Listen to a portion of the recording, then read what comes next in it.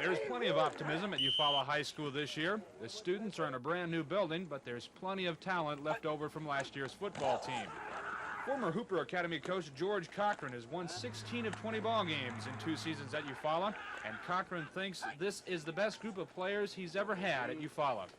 Well, Dan, we think we're going to be a little bit stronger this year. In our skill positions, we've got Letterman returning, and you know, we got a little bit larger group, and we feel like we don't have maybe super athletes in positions, but we've got good depth, you know, on our football team.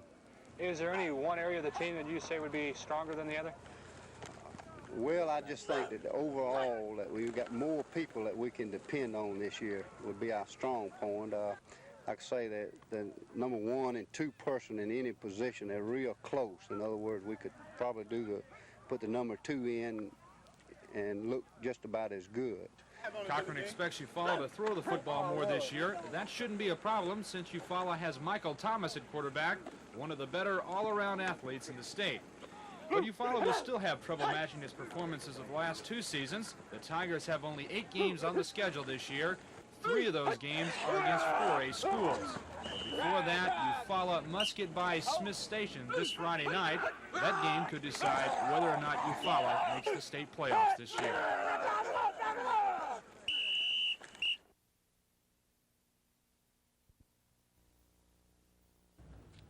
The federal court said it would rule on the Covington County case in a few days. Some 20 county residents heard their case pleaded before U.S. District Court Judges Frank Johnson Jr. and John Godbold. Covington County is among some half-dozen counties seeking court relief from the current property reappraisal mandate. The Covington County property owner's suit claims the appraisers are incompetent. Mike Purnell of Red Level, chief among the plaintiffs for the county, has acted as chief spokesman for the property owners. Well, we're seeking damages on behalf of the taxpayers for an appraisal which we think was based on irresponsible action by the people who did the appraisal. We're not fighting court-ordered reappraisal in Covington County. We are struggling down there to see that we don't get run over in the massive entourage of statewide reappraisal and saying, hey, wait a minute, we did not get a fair appraisal. We're for the reappraisal. We think that it needs to be equalized. We agree with the federal courts. But wait a minute, we didn't get one in our county. The state contends to grant relief to one county would change any inequities on a piecemeal basis. It argues it would be better to meet the September deadline and correct inequities later. George Mitchell, WSFA TV News, Montgomery Federal Court.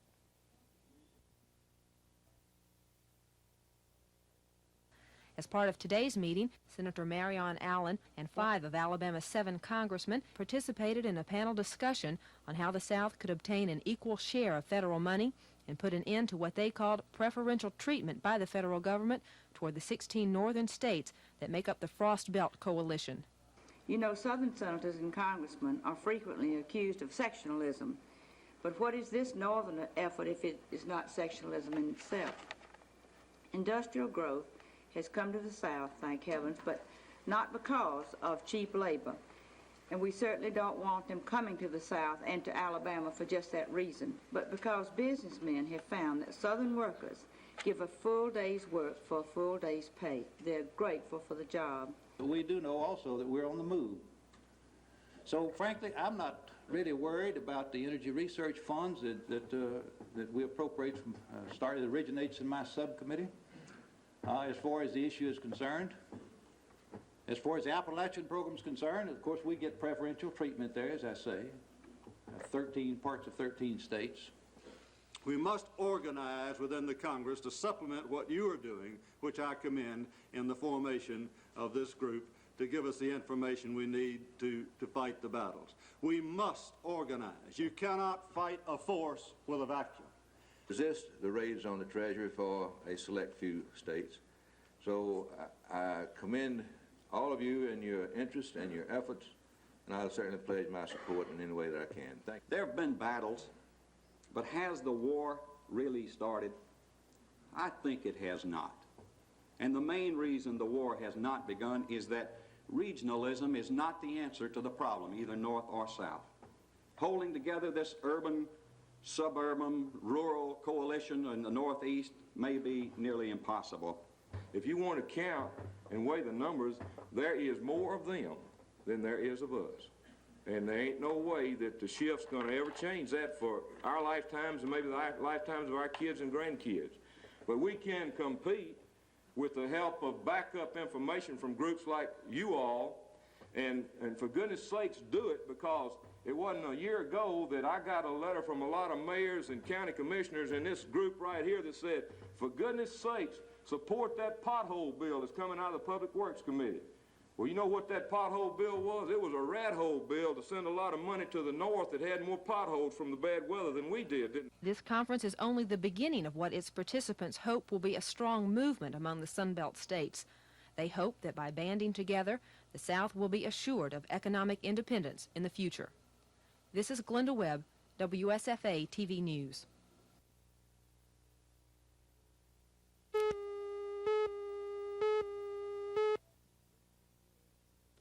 "36-year-old Bill Baxley, Alabama's youngest attorney general, claims he's the only candidate tough enough to take on the responsibilities of the governor's office. He's promised expanded medical care for the elderly and rural Alabamians and mobile medical service for small communities. Baxley's also vowed to work for a better highway construction program, more parks, increased emphasis on conservation, less bickering in higher education, and quality education for all public school children. We're going to have the right kind of home rule. We're not going to have it where you have to go to Montgomery and run things through the legislature for you to make any kind of decision.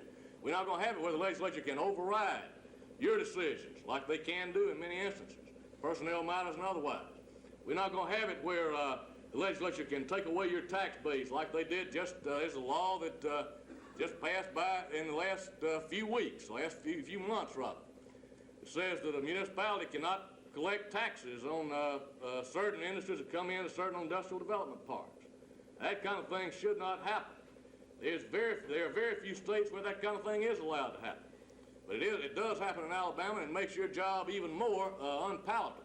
When you have a body up there in Montgomery that's run like that legislature, that refuses to or fails to consult you, and yet can pass things that directly affect the job you're able to do and affect your tax base, affect your revenues, and even affect your expenses, without providing some other kind of countermeasures to help you meet the goals they're talking about.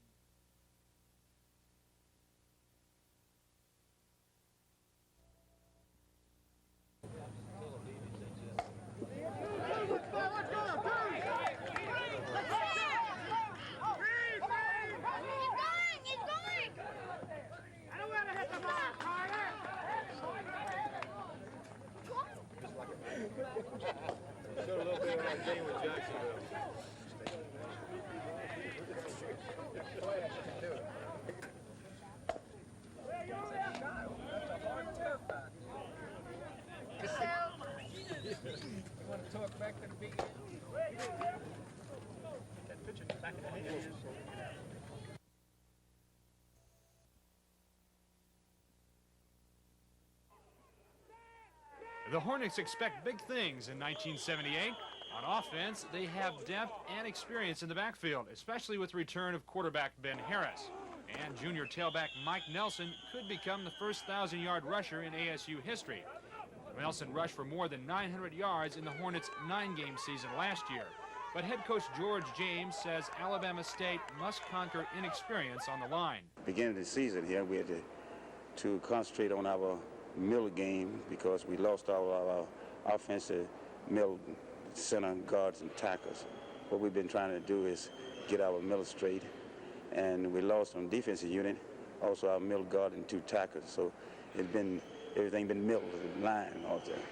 What do you look to be the strong point of the team this year? The strong point should be our secondary and on the defensive unit. You know, we got a senior secondary group, and I'm just hoping that will be the strong point.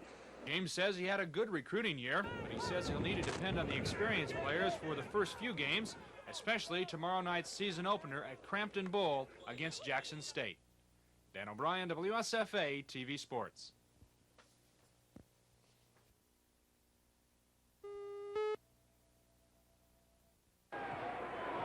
The Tigers of LSU could be the stumbling block for Alabama in the Southeastern Conference. The Tigers' offense will be counting heavily on the running of All-America Charles Alexander, a leading Heisman Trophy candidate. Last year, Alexander set a Southeastern Conference rushing record of 1,686 yards. Directing the Tigers' offense will be quarterback Steve Ensminger, who throws well and, if necessary, can and will run with the ball. Georgia and quarterback Jeff Pyburn in particular had disappointing seasons last year. Pyburn missing 3 games because of injury. This year, hopefully, it will be different. And Mississippi's defensive tackle Charlie Cage could make Ole Miss a factor in the Southeast Conference race. Len Dillon reporting.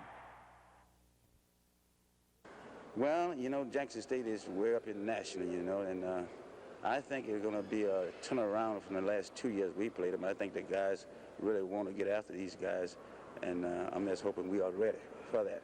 I think we got to have a good kicking game, and it's worried me a little bit, but not much because we have 2 freshman kickers, and whenever you have a freshman kicker for the first game, they have a little agility in it, and that's what I'm worried about.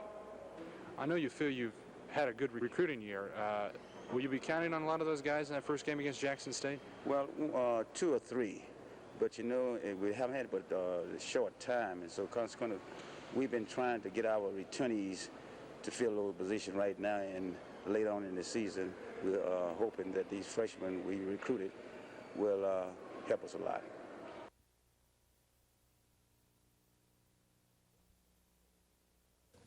This administration, the Wallace administration, is leaving this state in good shape. We haven't had a single consumer's tax in 8 years.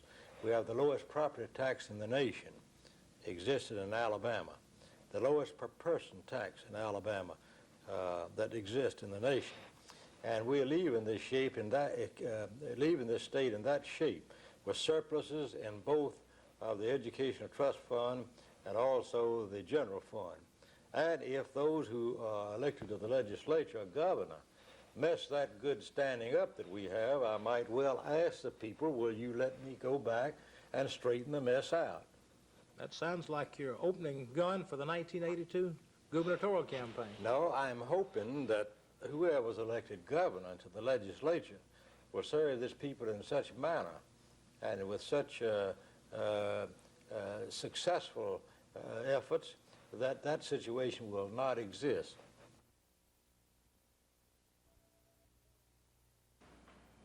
Mr. Fine got into this company. It was known as Real Coal Sales. It was reincorporated into Real Coal Inc. The significant thing about this is that Real Coal was a shell corporation. It had no assets. All it had was some coal leases. It had no equipment to mine coal. It had no employees. Now, this practically worthless company became very valuable because a long-term contract, which Alabama Power Company would usually do an extensive investigation on before letting the contract, was let to this worthless company for 360,000 tons of coal a year at $23 a ton for 5 years. I wonder if I had the coal leases and had approached Alabama Power Company, if I could have gotten such a contract.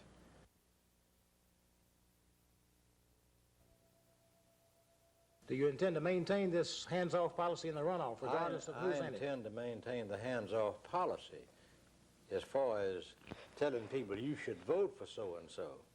But I don't mind saying that the possibility exists that I might say that I'm going to cast my ballot for a certain individual, for a certain office, and the reasons why.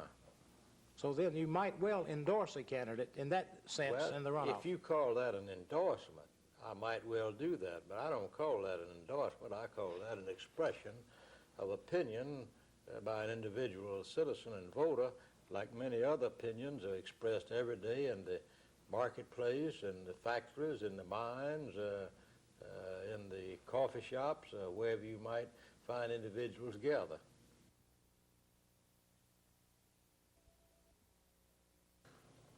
The budget was passed following a public hearing at which only one person spoke to the council. That was Tom Gardner of the Montgomery Community Action Agency. His request prompted the only amendment to the budget, a $10,000 appropriation so the MCAA can pay its rent. The money will be transferred from the Operations Reserve budget. Some concern was evident among council members since this appropriation was twice what it was in previous budgets. Mayor Falmer said he had left it out this year because he felt the agency received enough federal funds to pay the rent. But Director Gardner said this was not the case. The agency has operated with the same recurring budget for the past 5 years with no significant fluctuation in funds. The agency is intent on continuing the qualitative level of existing services to the poor of Montgomery County without diminishing services. The agency is required by its funding sources to match all federal funds. An attempt was made by Council President Willie Peake to reduce the figure to $6,000, but that proposal never really materialized, and the original amendment was approved 6-3. That proved to be the only amendment to the budget, which was then passed unanimously. It was suspected that some city workers might be present at the hearing to complain about the 5.5% minimum pay increase in the new budget, but they never showed. In the past 2 weeks, there has been some talk of a possible strike due to the raise among city workers, primarily sanitation workers, but also among some police officers. But Chief Charles Swindle says that wouldn't be necessary.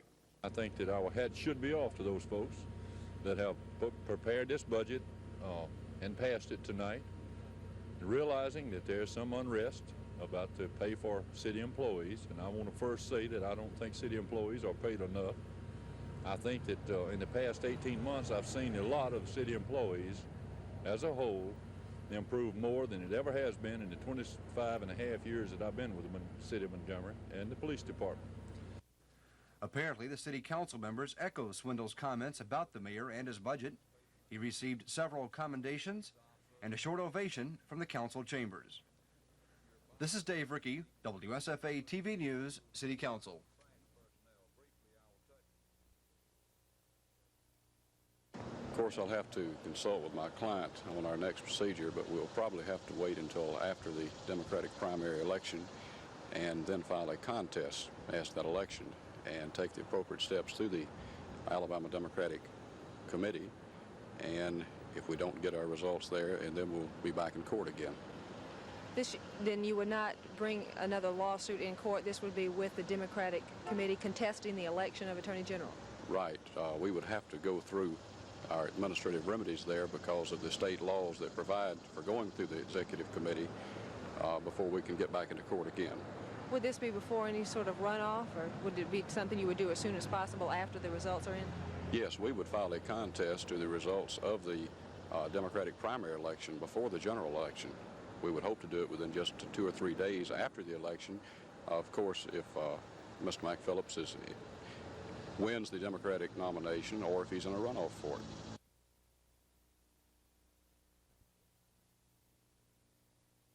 Well, I think that the Committee of 100, they have not formulated a policy for remedial assistance. You know, most classroom teachers know where the deficiency areas are, and the classroom teachers have communicated to the Committee of 100 that they develop a remedial program to immediately start giving remedial training to the students that need remedial help.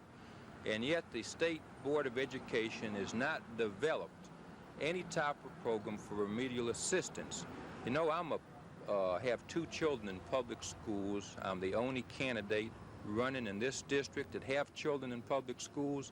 Did you know that the majority membership of the present State Board of Education, the majority members don't have children in public schools? And that's why I'm saying it's time that we look after our school children's interests first.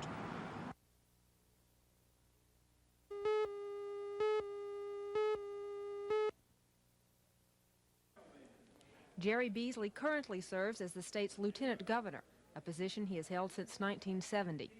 Beasley served as acting governor in 1972 following the assassination attempt on Governor George Wallace. A native of Clayton, the 42-year-old attorney is still active in farming in Barber County. In his bid for governor, Beasley sees as 2 major issues reduced utility rates and government spending. We've passed every law and we've done everything, and utility rates still go up. And the only way we're going to bring it back down is to do something about the Public Service Commission. And everybody who deals with that commission or has watched it over the past several years knows that they don't do the job, have not done the job, and can't do the job. And what we plan to do is to abolish the Public Service Commission, replace it with an agency under the governor's office that actually can do the job, properly staffed, independent, but still with the expertise and the ability to actually stand toe-to-toe with the power company when they try to get these big rate increases. And the second thing is to pass a constitutional amendment which will give the governor of Alabama the right to freeze and then roll back utility rates to a reasonable level, a rate that people can afford. And if we do this, this will be the best thing that's happened to the people of Alabama in the last 20 years, because today people cannot afford to pay the light bills. It's just that simple. The second thing, and I hear this all over Alabama, people are tired of sending tax dollars into government generally and then seeing no result, or a poor result, or good results in some places and bad results in others. And we plan to actually ask the legislature to pass a bill that will give the people the right to vote on any future tax bill.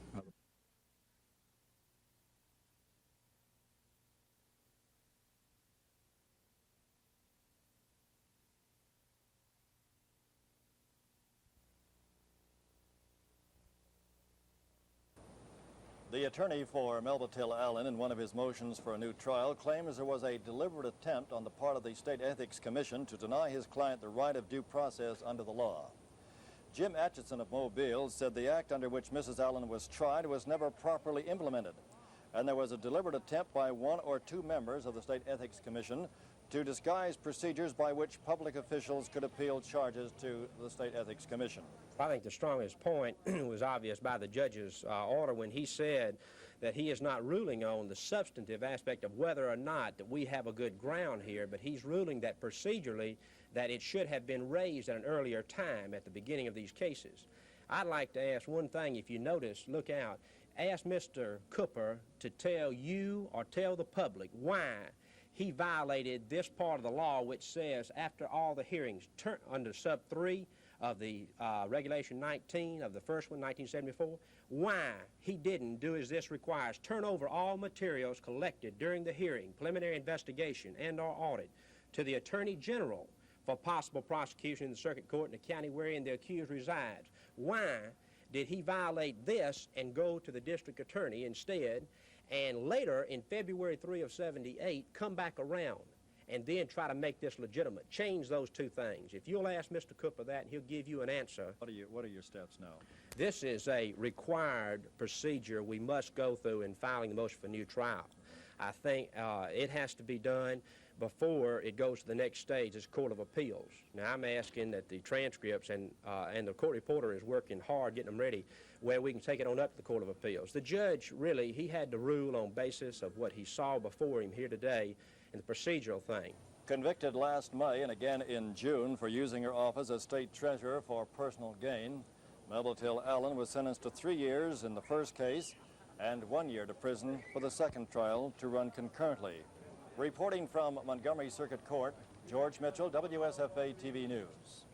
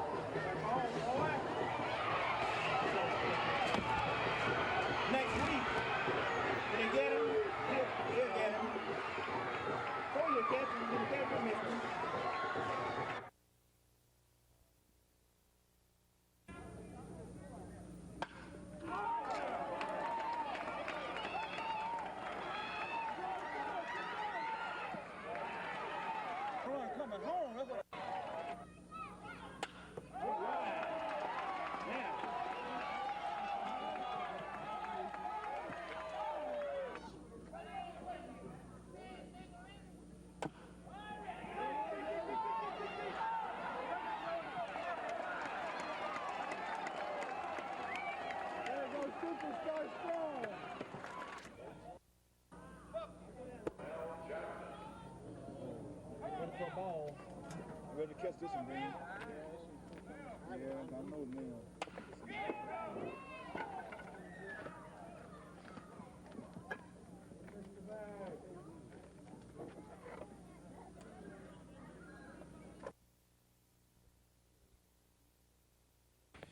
This is the story from what we've been able to piece together from sources high within the Alabama Highway Department. The Highway Department has adequate aircraft. One plane is a high-maintenance plane, and some officials want to replace it, but there are no funds within the equipment budget to do that. We are also told by those sources within the Highway Department that one of the officials is pressing the Highway Department officials to buy the twin-engine Citation jet that is now in Boston, even though he knows the Highway Department's equipment budget cannot afford the plane. Saturday, when the Citation took off, the state's jet and turboprop were here in the hangar and not in use. So the secret demonstration flight was made to Boston, not because there were no other planes available, but because somebody wanted to test the plane's performance. An official within the State Highway Department told us officials within his agency didn't want the public to know that they were demonstrating a plane that they were planning to buy in the future, while the state needs money to maintain bridges and roads. Some bridges are near collapse. They thought it would look bad to the public that they were thinking of spending money on a plane when they should have been spending it to maintain bridges and roads. This is Norman Lumpkin, WSFA TV News at the State Hangar.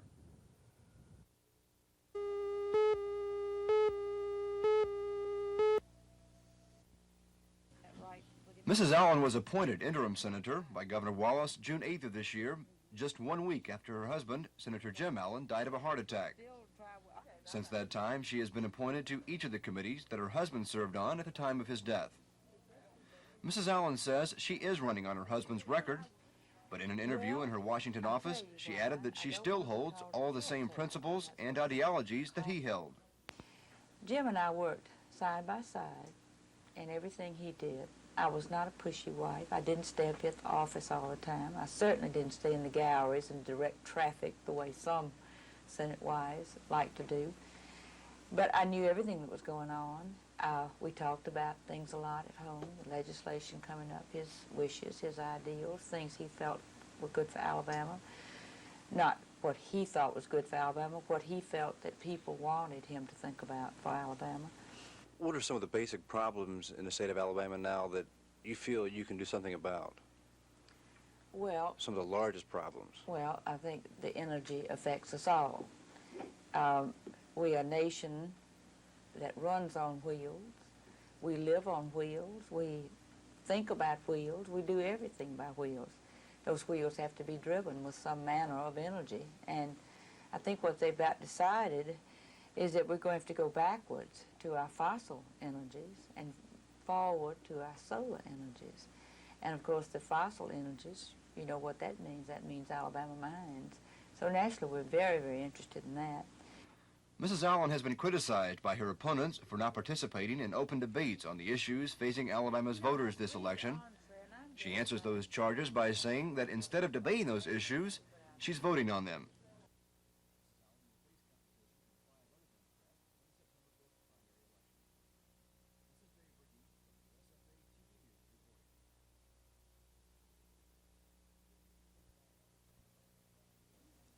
Figuring statewide averages, the monthly Farm Bureau Market Basket Survey shows prices down 0.7%.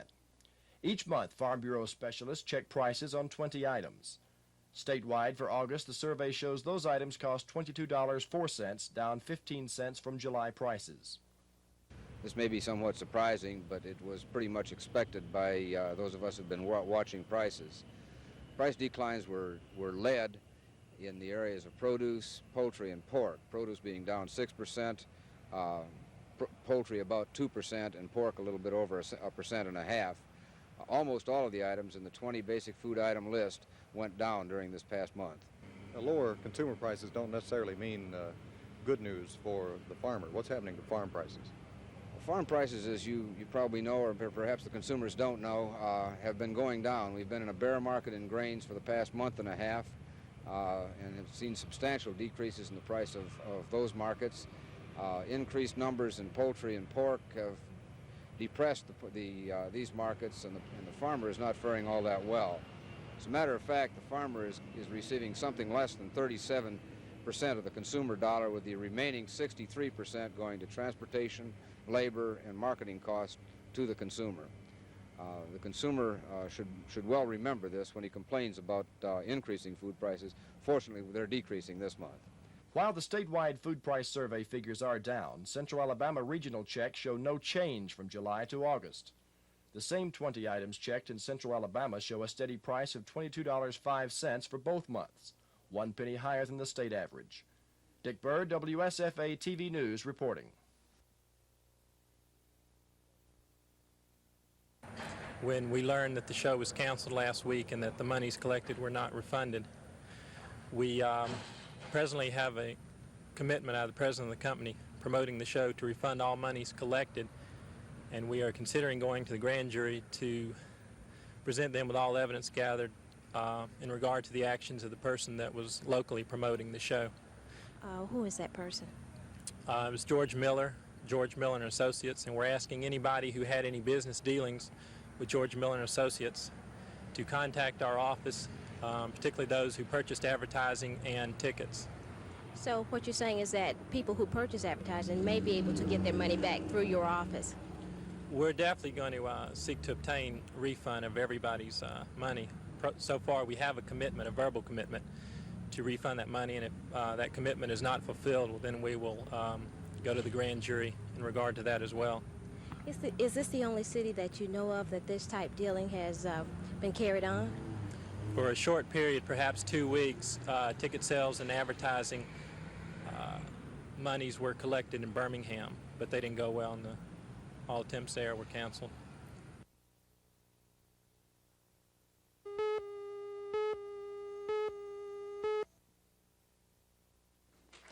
Albert Brewer is no newcomer to the political trail. He has served 3 terms in the Alabama legislature and also as Speaker of the House. He was elected Lieutenant Governor in 1966. Following the death of Governor Lurleen Wallace in 1968, Brewer served the remainder of her term as governor. He was narrowly defeated in his bid for a full term as governor by George Wallace in 1970. Since that time, Brewer has been a practicing attorney in Montgomery. The 49-year-old native of Tennessee sees as the basic issues in this campaign regulation of utilities, completion of the state's highway system, and improved relations between the governor's office and the legislature. For his stance on public education, Brewer has received the endorsement of the Alabama Education Association. I'm opposed to the diminishing of the authority of local government in any respect. For example, I strongly support the concept of regional planning agencies, which were authorized while I was governor before. And yet I'm equally strong in my belief that except for planning policy, the decisions of those planning agencies should be advisory only, and the ultimate action decisions must be made by local government in response to local problems. I oppose the curtailment of municipal authority through mandated programs at the state level, which result in increased expense without corresponding funding for our municipalities.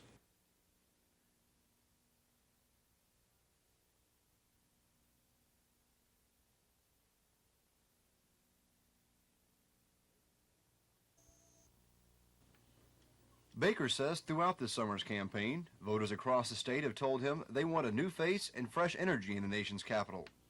He feels he can provide the state of Alabama exactly that. He says his increased popularity is due, in a large part, to the continued verbal battles between 2 of his opponents, Howell Heflin and Walter Flowers. But Baker is quick to add that he's really running on 3 major issues of his own. Number 1 is military preparedness, and I'm alarmed at the lack of military preparedness. And I want to support expenditures and programs which will restore our nation to the number 1 in military superiority in the world. The main bread and butter issue is inflation. I personally blame Congress for the present double-digit inflation we have due to the fact that Congress over the past 10 years has had deficit budget after deficit budget, and it increases every year up to 50 and 60 billions of dollars. We simply must, as a national goal and national priority, achieve a balanced budget, and I would strongly do all within my power to reach that goal. The third thing is high energy costs, and this is tied very closely to inflation and a part of the cause of inflation. with the tremendous cost of energy, the fact that we're importing billions of dollars a year in oil has made our gasoline prices at the pumps when we go to fill up our car out of sight. It has made our utility bills go out of sight. And as a nation, we must develop a strong energy policy. We must work on conservation. We must work on the development of our now available sources such as coal and nuclear energy, and we must develop new technologies such as solar energy, which I think is our best bet. Baker is one of 7 Democrats running for the U.S. Senate, place 1, in next week's primary election. Dave Rickey, WSFA TV News. Mrs. Allen was appointed interim senator by Governor Wallace June 8th of this year, just 1 week after her husband, Senator Jim Allen, died of a heart attack. Since that time, she has been appointed to each of the committees that her husband served on at the time of his death. Mrs. Allen says she is running on her husband's record, but in an interview in her Washington office, she added that she still holds all the same principles and ideologies that he held. Jim and I worked side by side in everything he did. I was not a pushy wife. I didn't stay up at the office all the time. I certainly didn't stay in the galleries and direct traffic the way some Senate wives like to do. But I knew everything that was going on. We talked about things a lot at home, the legislation coming up, his wishes, his ideals, things he felt were good for Alabama. Not what he thought was good for Alabama, what he felt that people wanted him to think about for Alabama. What are some of the basic problems in the state of Alabama now that you feel you can do something about? Well, some of the largest problems. Well, I think the energy affects us all. We are a nation that runs on wheels. We live on wheels. We think about wheels. We do everything by wheels. Those wheels have to be driven with some manner of energy. And I think what they've about decided is that we're going to have to go backwards to our fossil energies and forward to our solar energies.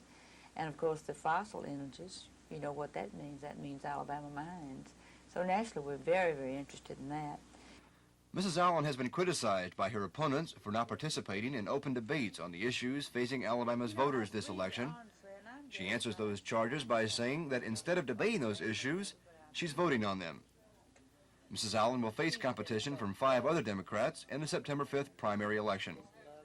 This is Dave Rickey, WSFA TV News reporting.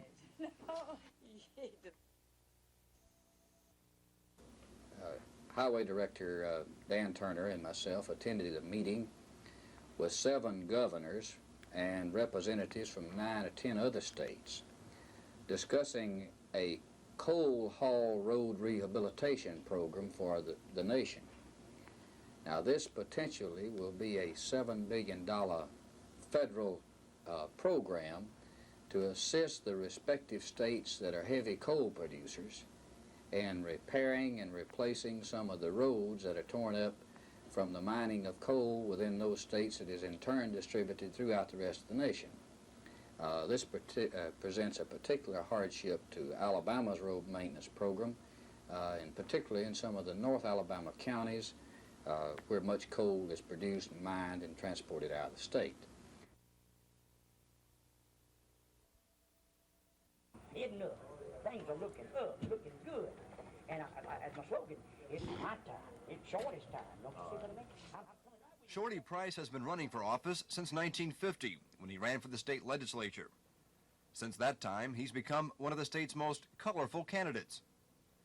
An avid Alabama Crimson Tide fan, Price hails from Louisville in Barber County, where he sells insurance in the political off-season. To raise money for his campaign, Price has written a book called Tell It Like It Is. Another book is set to go to the printer soon. A very outspoken man, Price says this, his 13th election, it's Shorty's time to help the state. Well, you know good and well we want more roads and continuation of the interstate system and complete it and all and get some good roads and everything. And I'm tired of hitting these potholes. I bought me an old bus and I was coming down there a while ago and I hit one of those potholes and my $300 teeth nearly about came out my mouth. You know what I mean? We got some bad roads and we got to do something about it. And we got to get industry in here to give our people more jobs. I am not for ERA. I love the women. My mother was a lady. I have four sisters. And I know a lot of lovely ladies, but look here, the Bible says that a woman's place is in the home. And I've been through that situation where my wife wanted to work, my ex-wife. Let's say it that way. Okay, win or lose, is this your last political campaign? It's my last race for governor. Price says he's far from the bottom of the list of 13 candidates for governor. Not at the top, but far from the bottom. This is Dave Rickey, WSFA TV News reporting.